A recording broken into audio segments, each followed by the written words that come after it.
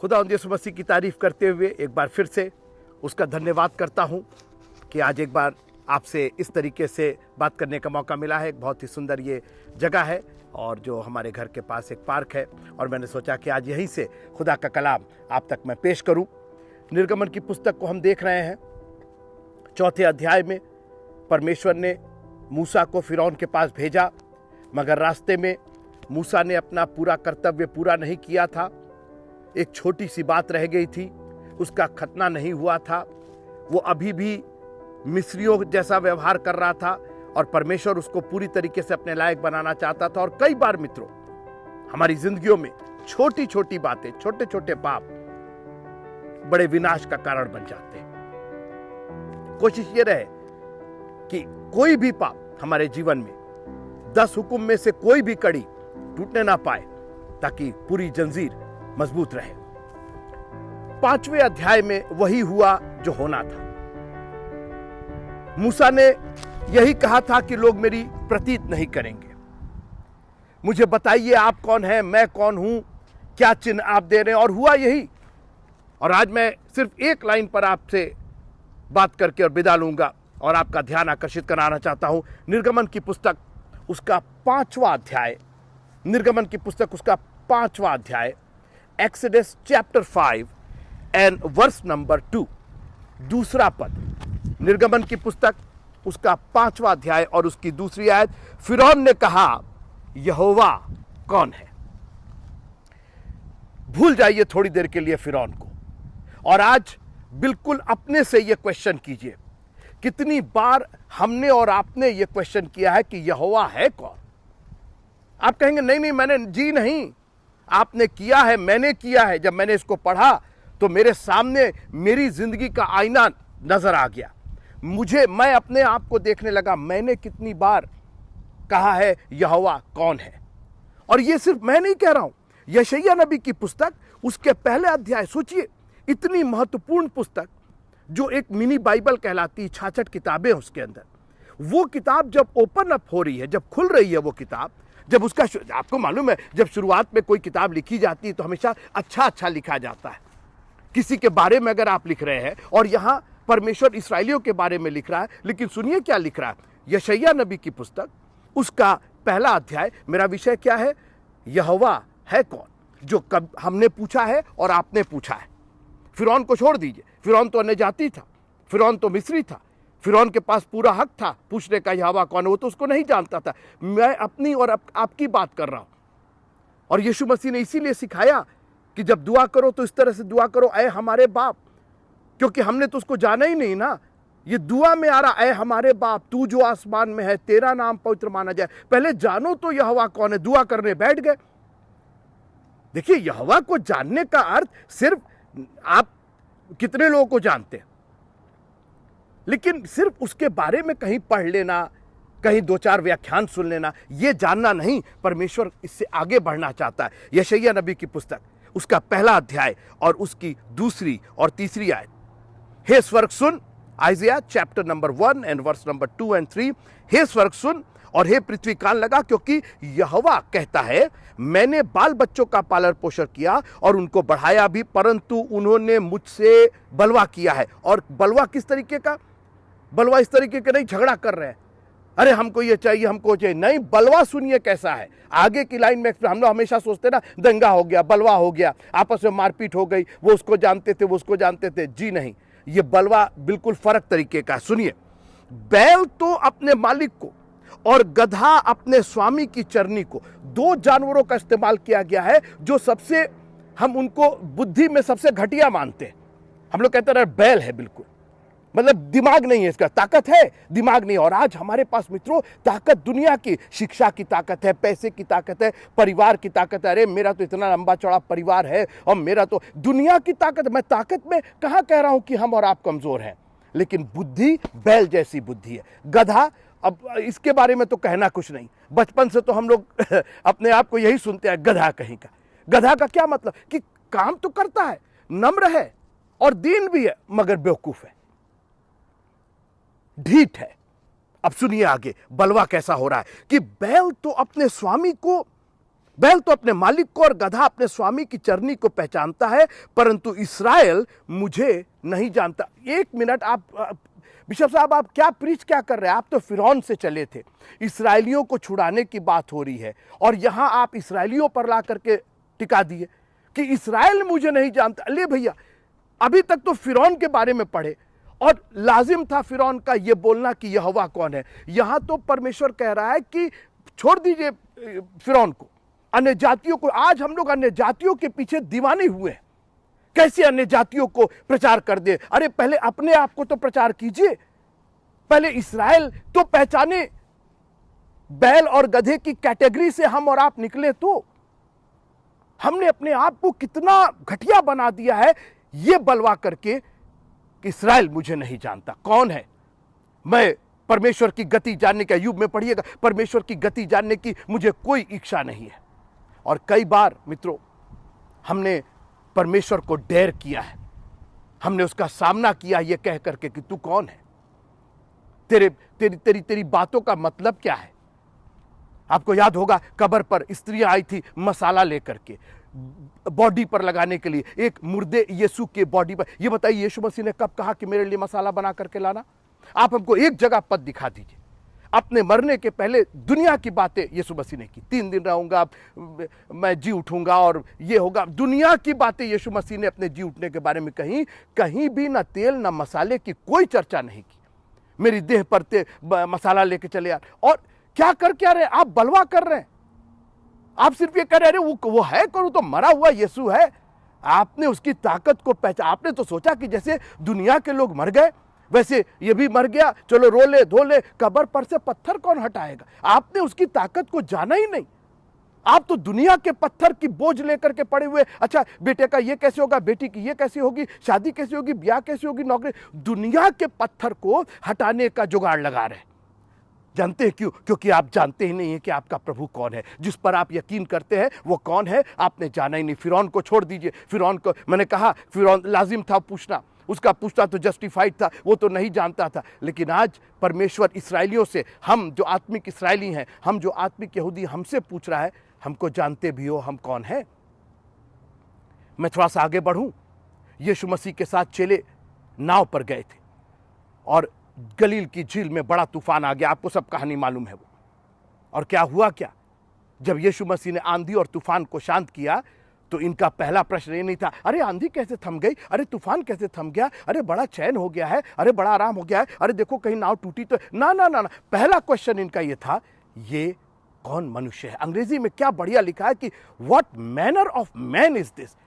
ये कौन सा मनुष्य है जिसकी आज्ञा आंधी और तूफान भी मानती? मैं चेलों की बात कर रहा हूं मित्रों, मैं अन्य जातियों की बात नहीं कर रहा हूं। हम लोग तो अरे ये अन्य जाति है, इनको हम बहस से हरा देंगे और अपने कलाम से हरा देंगे। अरे पहले अपने को तो जिता लीजिए। हम तो खुद ही हारे हुए, हमको अपने विश्वास में ही विश्वास नहीं है।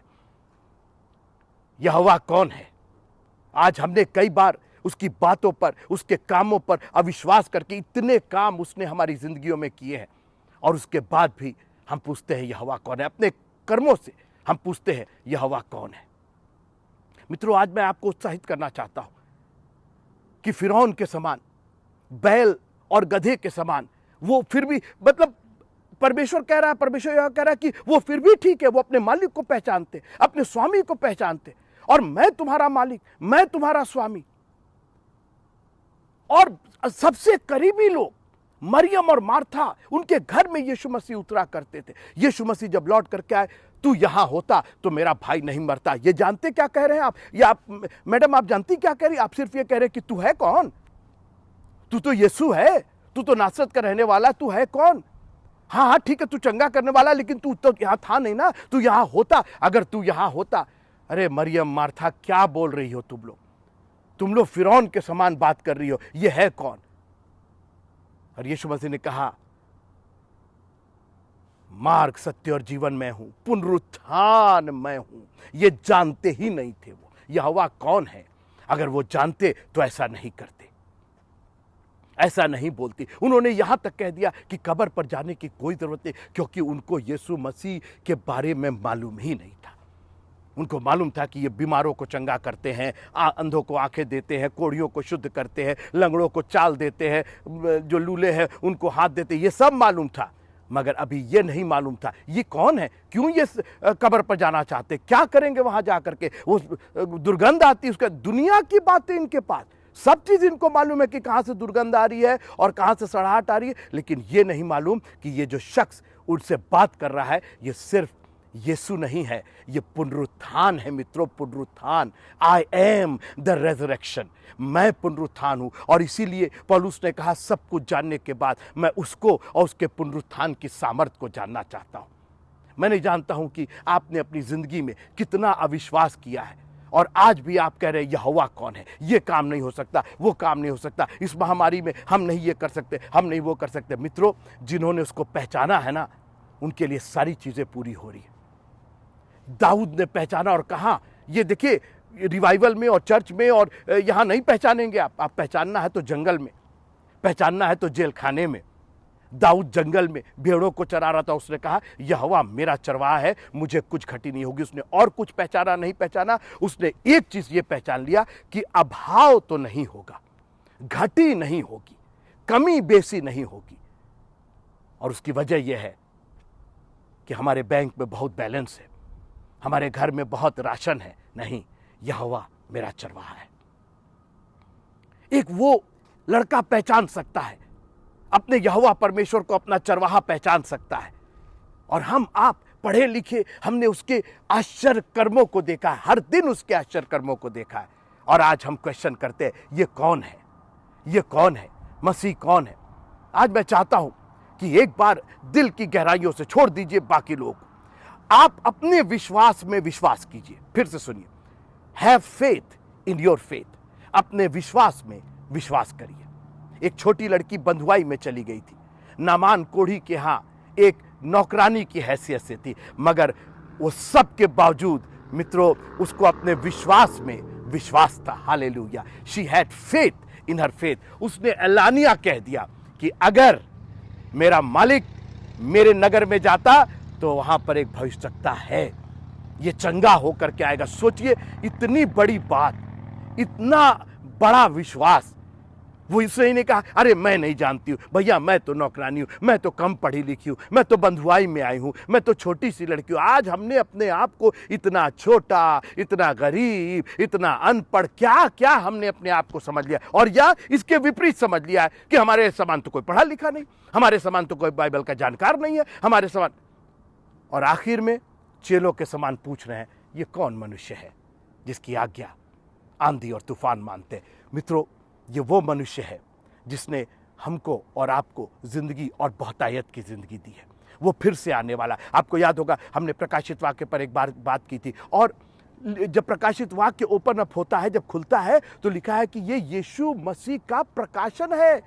अरे यीशु मसीह का प्रकाशन प्रकाशित वाक्य में, अरे वहां पर तो हमको यीशु मसीह दिखाई दिए, मत्ती, मरकुस, लूका और यूहन्ना में ये बाकी, ये कौन सी यीशु मसीह है? अभी आपने जाना नहीं, अपने बाप को जाना नहीं है।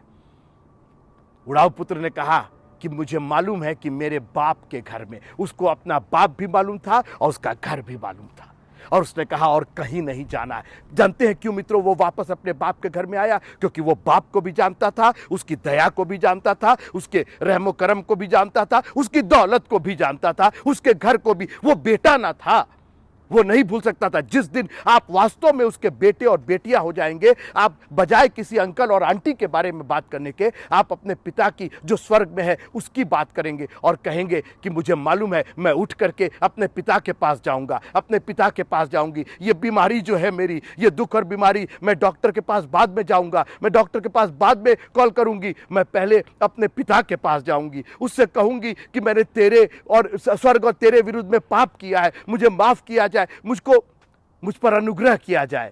आपने अभी उसके अनुग्रह का स्वाद नहीं चखा है मित्रों। जिस दिन आप उसके अनुग्रह का स्वाद चख लेंगे, प्रॉब्लम यह है ना, हमने अरे वो डॉक्टर बहुत अच्छे हैं, अरे साहब आप उस डॉक्टर के पास जाइए, अरे क्या डायग्नोस है उनका, क्या वो है, मालूम वो डॉक्टर ही मर गए।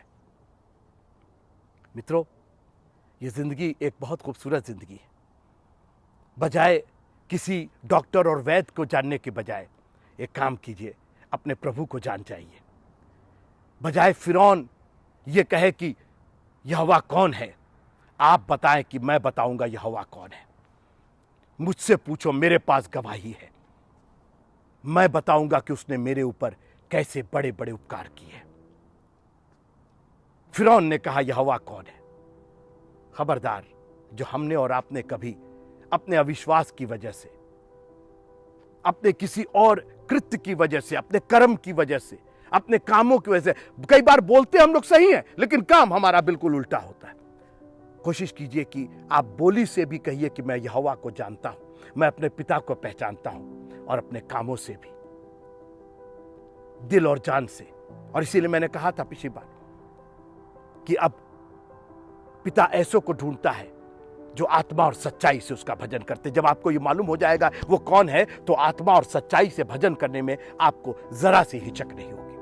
आप पहले होंगे चर्च में आने के लिए, आप पहले होंगे घुटने पर जाने के लिए, आप पहले होंगे हाथ को उठाने के लिए, क्योंकि आपने उसकी दया का स्वाद चखा है। जिस दिन आप उसकी दया का स्वाद चख जाएंगे, आप कभी यह नहीं कहेंगे बैल जिसको जितना पहचानता है पहचाने, गधा जिसको पहचानता, ना मैं गधा हूं और ना मैं बैल हूं, मैं तो अपने पिता की संतान हूं।